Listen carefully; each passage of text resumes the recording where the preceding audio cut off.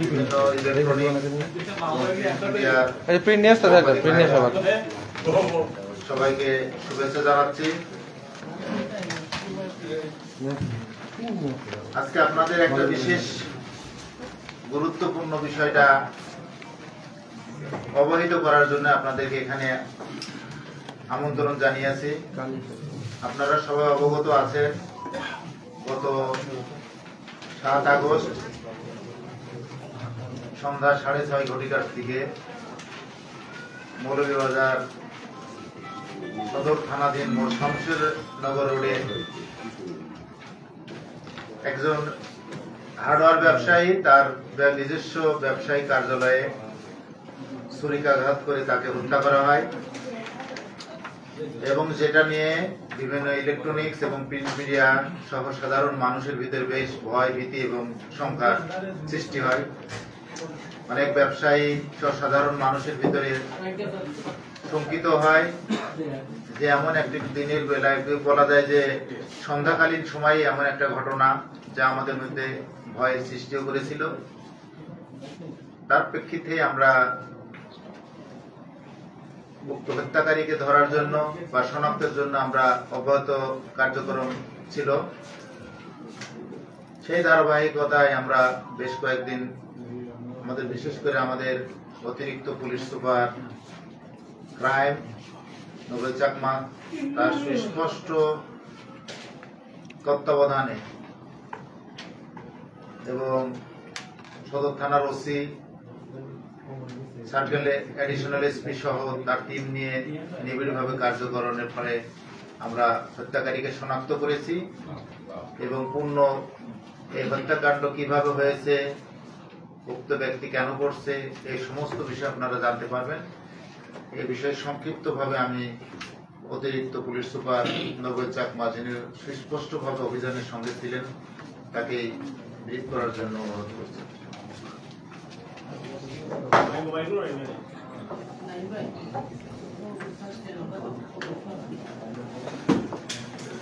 ধন্যবাদ স্যার। সবাইকে স্বাগত জানাচ্ছি। স্যার আগে বলেছেন যে গত 7 তারিখে বৃহস্পতিবার সন্ধ্যা আনুমানিক 7:45 থেকে 7টার মধ্যে এই ঘটনাটা ঘটে। তো তাৎক্ষণিক পুলিশ সুপার স্যার আমাদেরকে নির্দেশনা দিচ্ছেন। আমি অ্যাডিশনাল এসপি খায়ের, ওসি সহ আমরা সবাই ঘটনাস্থল পরিদর্শন করি এবং আপনারা জানেন ওখানে মিডিয়া কর্মী আপনারা ছিলেন। তো দীর্ঘ 7 তারিখ থেকে আজকে হচ্ছে 18 তারিখ, প্রায় 11 দিন আমরা একটানা পরিশ্রম করে গতকালকে দুপুর 1টার দিকে আমরা যে হত্যাকারী তাকে গ্রেফতার করতে সক্ষম হই। তবে এই ঘটনা যেহেতু তদন্ত করতে গিয়ে আপনারাও জানেন যে ভিকটিম যিনি রুবেল, শাহ ফয়জুর রহমান রুবেল, ওনার কিছু ব্যক্তিগত প্রবলেমও ছিল ওই জায়গায়। আমরা যেটা জানতে পারি সেটা হচ্ছে তার ব্যাংক থেকে কিছু লোনের বিষয়ে সমস্যা ছিল, তারপর হচ্ছে মসজিদ কেন্দ্রিক কিছু সমস্যা ছিল। আমরা বিভিন্ন যে তথ্যগুলো আমরা থেকে পেয়েছি, ফিল্ড থেকে পেয়েছি, সেগুলো আমরা পূর্ণাঙ্গভাবে তদন্ত করি। একই সাথে আমরা এই যে হত্যাকারীকে শনাক্ত করার জন্য আমাদের সদর থানার যে টিম, এখানে বিশেষ করে বলতে হয় কয়েকজন সাব ইন্সপেক্টর এবং এএসআই কাজ করছে, তাদেরকে আমরা বলি খুবই কৃতজ্ঞতা তাদের প্রতি। Sub inspector Hiran, sub inspector Jayanta, sub inspector Utpal, ASI Rana সহ আরো অনেকের নাম বলা যাবে না, কিন্তু মানে যেটা বলার মতো না, যে আমরা অনেক ক্ষেত্রে বলি যে হাত পা বেঁধে সাঁতার কাটার মতো অবস্থা, ঠিক সেই মতো আমরা কাজ করে এই হত্যাকাণ্ড কিন্তু রহস্য উদ্ঘাটন করেছি। তো আমরা প্রথমে এই হত্যাকাণ্ড যেহেতু এমন একটা জায়গায় সংঘটিত হয়েছে, যে জায়গায় কিন্তু একটা সিএনজি স্টেশন এবং জনবহুল জায়গা, এবং এই জায়গা থেকে হত্যাকারী হত্যা করার পরে চলে গেল, কিন্তু কেউ কিছু কিন্তু বাধা দেয় নাই। তো তারপরে আমরা ওখানে আমাদের কিছু ডিজিটাল এভিডেন্স এবং কিছু অ্যানালগ এভিডেন্সের সহযোগিতায় আমরা তাকে প্রথমে শনাক্ত করি, কিন্তু সেই যেভাবে শনাক্ত করি সেটা হচ্ছে খুবই অস্পষ্ট, তাকে বোঝা যাচ্ছিল না।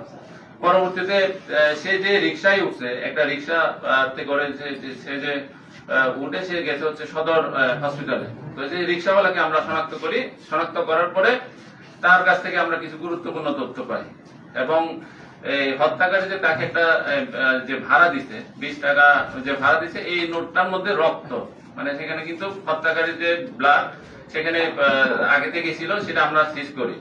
এবং পরবর্তীতে সদর হাসপাতাল যেহেতু গেছে, ওই জায়গায় আমরা আবার সেখানে আমাদের টিম কাজ করে, ওখান থেকে মোটামুটি আমরা একটা ক্লিয়ার ছবি পাই তার একটা হত্যাকারী, কিন্তু আমরা তাকে কোনোভাবে শনাক্ত করতে পারতেছিলাম না। আমরা এই শহরে এমন কোন লোক নাই যে যার কাছে আমরা এই ছবিটা আমরা দেখিয়েছি। আমার মনে হয় হাজার হাজার হবে। আমরা যে যেভাবে পারি, যে যখন সুযোগ পেয়েছি সেভাবে আমরা ছবিটা দেখিয়েছি। আপনারাও জানেন, অনেকে এই কার্যক্রমের সাথে যুক্ত ছিলেন। তো আমরা এই শহরের মধ্যে তাকে শনাক্ত করতে পারি নাই। পরবর্তীতে আমাদের পুলিশ সুপার স্যার বললেন যে তোমরা তাহলে এক কাজ করো, তোমরা পুরা জেলার মধ্যে আমাদের যে 7টা থানা, সদর বাদে 6টা থানার মধ্যে তোমরা ছবিটা দিয়ে দাও। আমরা কিন্তু আমাদের টিম এই জেলার 7টা থানার মধ্যে আমরা কাজ করি। ইভেন আমাদের একটা টিম সিলেটের ওসমানীনগর এবং হবিগঞ্জে এখানে যায় যে রোডের মধ্যে তাকে কেউ চেনে কিনা, কিন্তু কোনোভাবে এটা শনাক্ত করা সম্ভব হচ্ছিল না। অবশেষে গত শুক্রবার দিন আমাদের এই যে এডিশনাল এসপি খায়ের, ওসি মাহবুব সহ তারা শ্রীমঙ্গলে যায় এবং শ্রীমঙ্গলে গিয়ে একটা লোক আমাদের এই লোকটার ব্যাপারে সে একটা তথ্য দেয় যে হ্যাঁ আমি তাকে গতকালকে তাকে দেখেছি যে ওই দিক দিয়ে যাচ্ছে। এবং হচ্ছে আমাদের একটা এখানে টার্গেট ছিল হচ্ছে যে আমরা যে ছবি পেয়েছি সেখানে হচ্ছে তার হাতের মধ্যে রক্ত, অর্থাৎ তার ব্যান্ডেজ থাকার কথা হাতের মধ্যে। তখন আমরা জিজ্ঞেস করলাম যে হাতের মধ্যে কি কোনো ব্যান্ডেজ আছে? তখন সে বললো হ্যাঁ হাতের মধ্যে আমি একটা ব্যান্ডেজ দেখতে পেয়েছি। এই যে তখন আমাদের তাকে শনাক্ত করাটা আমাদের সহজ হয়ে যায়। পরবর্তীতে শনিবার দুপুরের দিকে, না রোববারে দুপুরের দিকে আমরা শ্রীমঙ্গল থানাধীন লাইয়ারপুর, ওখান থেকে আমরা তাকে শনাক্ত করি, তাকে চিনতে পারে আমাদের টিম গিয়ে এবং তথ্য প্রযুক্তির সহযোগিতায় আমরা তাকে গ্রেপ্তার করি। তো গ্রেপ্তার করার পরে সে আমাদেরকে প্রথমে স্বীকার করতে চাচ্ছিল না। পরবর্তীতে জিজ্ঞাসাবাদের এক পর্যায়ে সে আমাদেরকে স্বীকার করে যে হত্যাকাণ্ডের সাথে সে জড়িত ছিল এবং তার দেখানো মতে তার হত্যাকাণ্ডে যে সে ব্যবহৃত করছিল যে মাস্ক ছিল, ওই মাস্কটা আমরা উদ্ধার করছি। যে জুতা দিয়ে সে এখানে এসেছিল সেই জুতা আমরা উদ্ধার করেছি এবং হত্যাকাণ্ড যে ছুরি দিয়ে সে হত্যাকাণ্ডটা ঘটিয়েছিল তার দেখানো মতে আমাদের গির্জা রোড থেকে ওটা উদ্ধার করেছি। তারপর রিক্সাওয়ালাকে যে ভাড়া দিয়েছে সেটা আমরা যে 20 টাকার নোট, সেটা আমরা রক্তমাখা যে নোটটা এটা উদ্ধার করেছি। এবং এখানে যে বিষয়টা হচ্ছে সে এই যে ছিনতাই করবে এটা কিন্তু সে 2-1 দিন ধরে এটা চেষ্টা চালাচ্ছিল এই জায়গায়। গত 6 তারিখে, অর্থাৎ ঘটনা হচ্ছে 7 তারিখ, 6 তারিখে সে আরেকবার আসে যে ছিনতাইয়ের পরিকল্পনা করে। সে কুসুমবাগের শ্রীমঙ্গল থেকে কুসুমবাগে আসার পর থেকে কুসুমবাগ থেকে একদম এই পর্যন্ত চৌমুনা পর্যন্ত এই জায়গায় সে চেষ্টা করেছিল।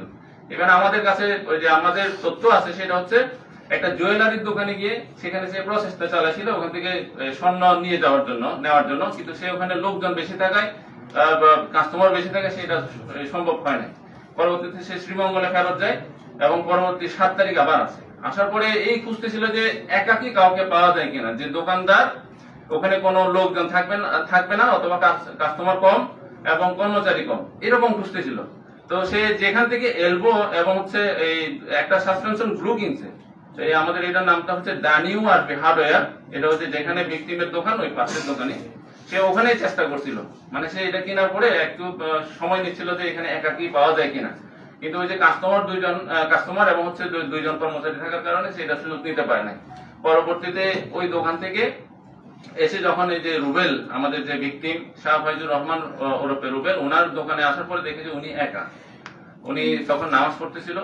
তো নামাজের মধ্যে আসলে আমরা জিজ্ঞেস করলাম যে নামাজের মধ্যে তো তুমি ঘটনা ঘটাইতে পারতা, তাহলে নামাজের মধ্যে করো নাই কেন? কিন্তু সে বলতেছে যে এটা একটু বেশি, মানে তার বিবেকের মধ্যে লাগতেছিল যে নামাজের মধ্যে যদি আমি ছুরি মারি তাহলে এটা কেমন হয়। এই জন্য সে নামাজ শেষ করার পর্যন্ত ওখানে ওয়েট করছিল। উনি যখন ক্যাশ কাউন্টারে বসছিলেন রুবেল আমাদের ভিকটিম, তখন উনি বললেন যে বিভিন্ন অজুহাতে যে আমার কিছু রং লাগবে, মানে সে চাইছিল যে কোনোভাবে ক্যাশ কাউন্টার থেকে তাকে একটু ভিতরে বা অন্য কোনো জায়গায় নিয়ে গিয়ে ক্যাশ কাউন্টারটা খালি করা। তো তখন বলে যে কি রং, এই বলতে বলতে তখন তাকে ভিতরে নিয়ে গেছে। যখনই সেই রংটা দিতে চাইছিল তখন একটা সে ছুরি দিয়ে ঘাই মারে, অর্থাৎ তার উদ্দেশ্য ছিল ওখানে ঘাই মেরে আহত করে ক্যাশ কাউন্টার থেকে টাকা নিয়ে যাবে। কিন্তু রুবেল ওই তখন তাকে ধরে ফেলে ঝাপটাঝাপটি করে ফেলে চিল্লাচাল্লি করতেছিল। তখন সে বাকিগুলা অনবরত আরো আমাদের হিসাব মতো 15টা ঘাই মারে এবং সে ওখানে গুরুতর অসুস্থ হয়ে যায় এবং সে ওখান থেকে এসে তাকে আহত অবস্থায় রেখে সে ক্যাশ কাউন্টারে আসছিল, ক্যাশ কাউন্টার থেকে সে 1100 টাকা নিছে এবং সে যে এখানে এসেছে সে প্রমাণ আমাদের কাছে আছে। আমরা সেই ক্যাশ কাউন্টার খোলার পরে ওখানে তার রক্ত, ওখানে আমরা ওইটা সিজ করেছি, ওখান থেকে একটা রক্তমাখা ফাইল এবং তারপরে ওই যে ছবিগুলো আমরা সবগুলো আমরা জব্দ করার পরে এবং সে পরবর্তীতে এখান থেকে এই 1100 টাকা নিয়ে গিয়ে সদর হাসপাতালে গেছে, ওখান থেকে তারপর শ্রীমঙ্গলে গেছে। এই হচ্ছে আমাদের পুরো প্রক্রিয়া। তো আমাদের যে টিম কাজ করছে এখানে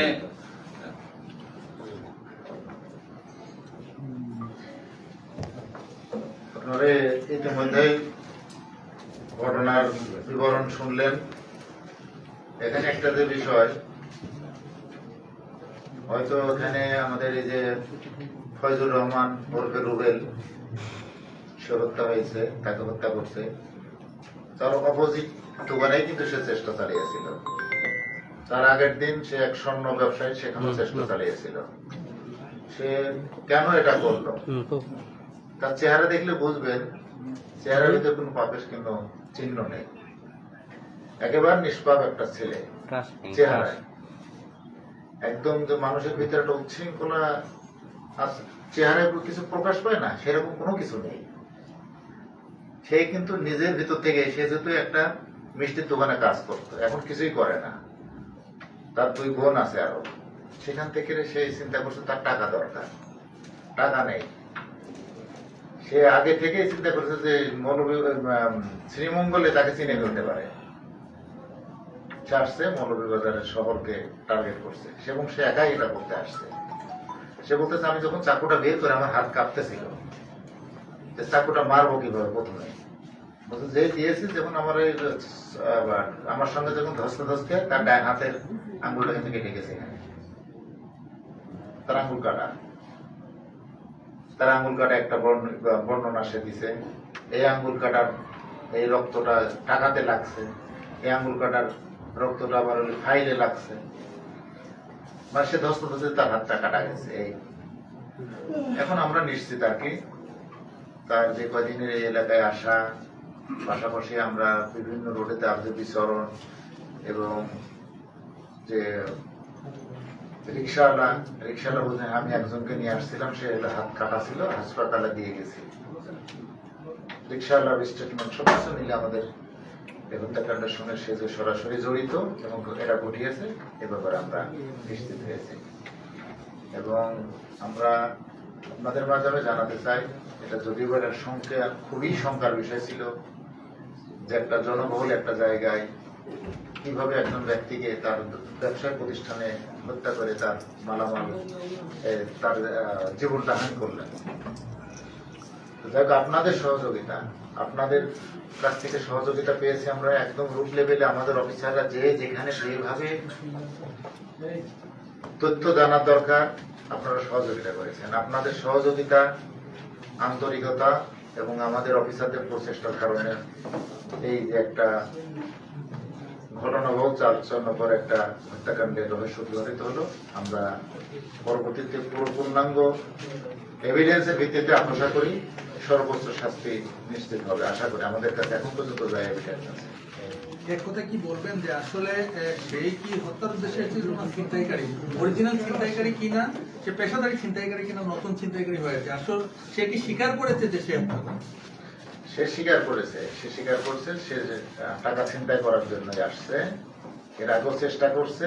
সে একা যেহেতু আসছে, যেখানে দোকানে দেখছে লোক সেখান থেকে সে সরে গেছে এবং সে বলছে সেই একই দিনে অপোজিট সাইডে যে দোকান আছে ওই দোকানে ট্রাই করছিল। বেশি থাকায় এবং ক্যাশ কাউন্টারে 2 জন লোক থাকার কারণে সে পারেনি। আর এই দোকানে এসে দেখে যে বলছে যে আমি তাকে বলি যে আমার হলো রং লাগবে, কি রং? কালো রং। বলছে যে আমি কথা বলার ভান করে মোবাইল কানে দিয়ে তাকে বিজি করি আর কি। তো বলে যে আপনি দেখান দেখে রং। বলে তাকে চাইছে এখান থেকে ক্যাশ কাউন্টার থেকে সে উঠে একটু পিছনের দিকে যান। ওই পিছনের সাইডে যে গেছে, যে জায়গায় সে মারা গেছে আর কি, যাকে যে জায়গায় উপর জোপরে ছুরি দিয়ে আঘাত করছে, বলছে আমার উদ্দেশ্য ছিল পিছনের সাইডে নেওয়া, যেখানে যেহেতু দেখলাম অনেক সময় কোনো মানুষ আসতেছে না, পিছনে নিয়ে গিয়ে আমি তখন তাকে চাকু মারি আর কি।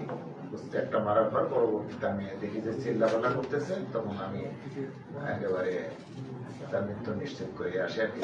অনেকগুলো চাকু মারে তাকে পরে সে ক্যাশ কাউন্টারে এটা খুলে দেখে যে টাকা হয়তো যা পাইছে তাই নিয়ে চলে আসছে আর কি। তার বাড়ি কোথায় নাম?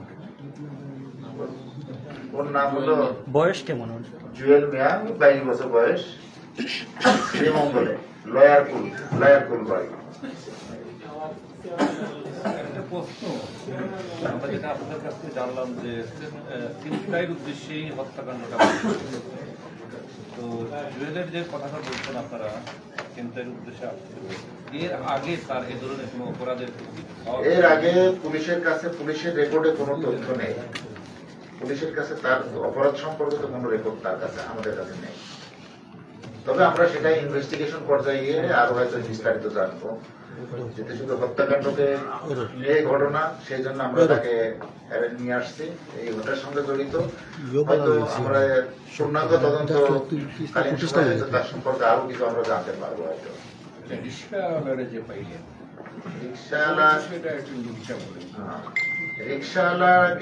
রিক্সাওয়ালারাই শনাক্ত করছে এই রিক্সাওয়ালাকে, আর সে রিক্সাওয়ালা সত্য কথা বলছে যে হ্যাঁ উনি একজন হাত কাটা ব্যক্তিকে নিয়ে হসপিটালে গেছেন।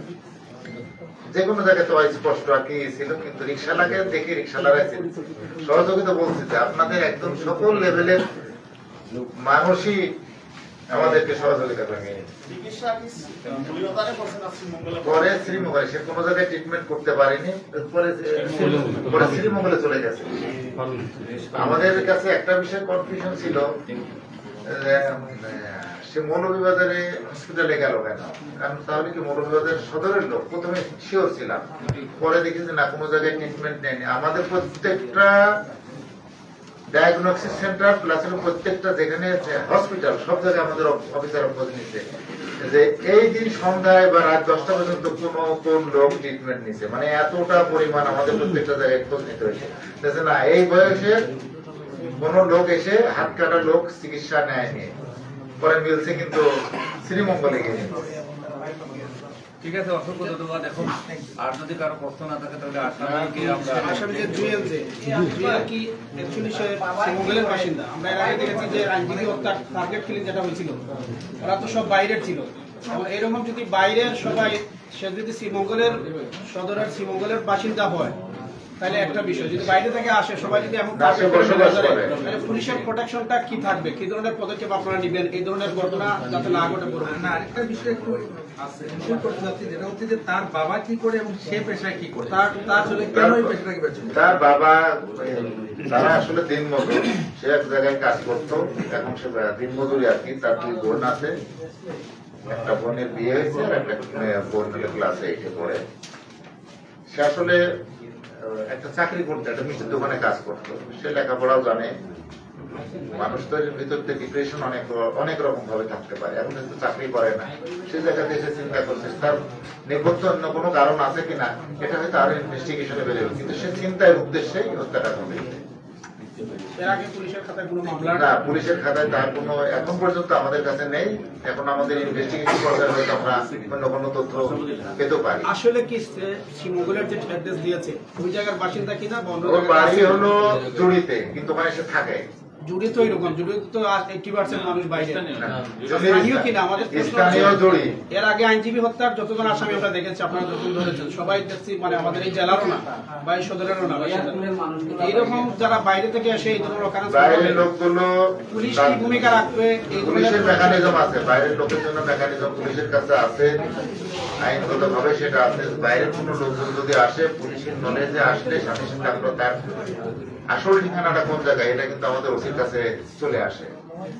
এখানে তাৎক্ষণিক ভাবে উনি যেমন তাৎক্ষণিক ভাবে আসছে, এটা তো যে কেউ বেড়াতে আসতে পারে। এটা আসলে যদি কোনো জায়গায় বসবাস করে, কিছুদিন যদি স্টে করে, তার খোঁজটা পুলিশের কাছে থাকে।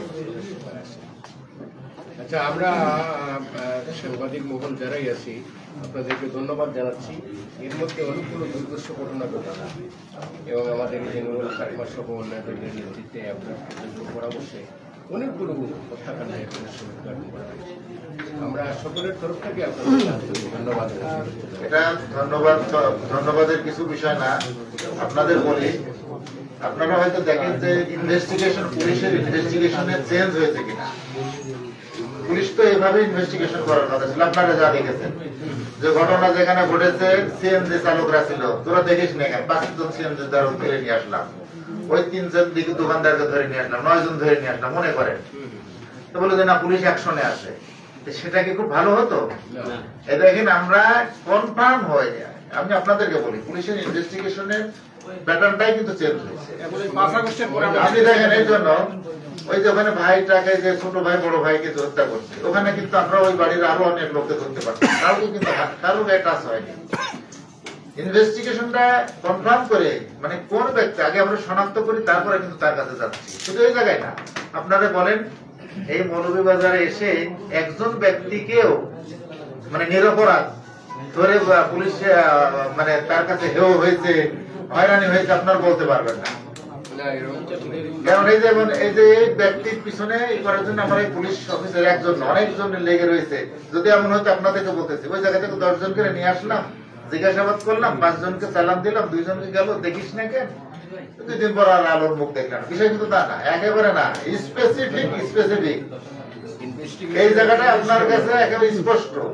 সে যে ঘটনা ঘটাইছে, এখন তো আমাদের এখন তো ফরেন্সিক রিপোর্টের ব্যাপার, তার যে হাত কাটছে, তার হাতের এই টাকার গায়ে লাগছে রক্ত, তার এই রক্ত লাগছে ড্রয়ারে। কারণ ওই যে ব্যক্তি মারা গেছে, তিনি তো ড্রয়ারের কাছে যায়নি। কথা কি বুঝতে পারছেন? এবং তার হাতটা কাটায়, তার হাতটা কাটা, মানে ওনাকে অস্বীকার করার কোনো সুযোগ নেই। আপনাদের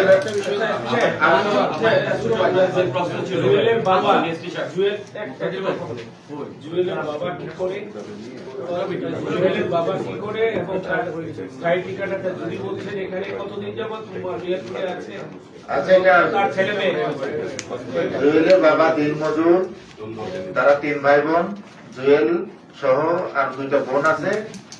তারা আবার স্থায়ী ঠিকানা তাদের জড়িতে, আর এখানে ছোটবেলা থেকে তারা এখানে থাকে না।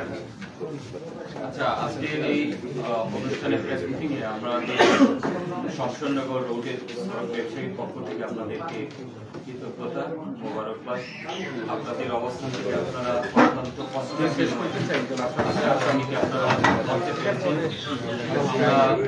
মৌলভীবাজার শমশেরনগর সড়ক ব্যবসায়ীর পক্ষ থেকে আপনাদেরকে কৃতজ্ঞতা। পাশাপাশি আর আপনাদের মাধ্যমে আমি একটা অনুরোধ করবো, আমরা এই হত্যাকাণ্ডের পরে যেদিন আমরা শমশেরনগর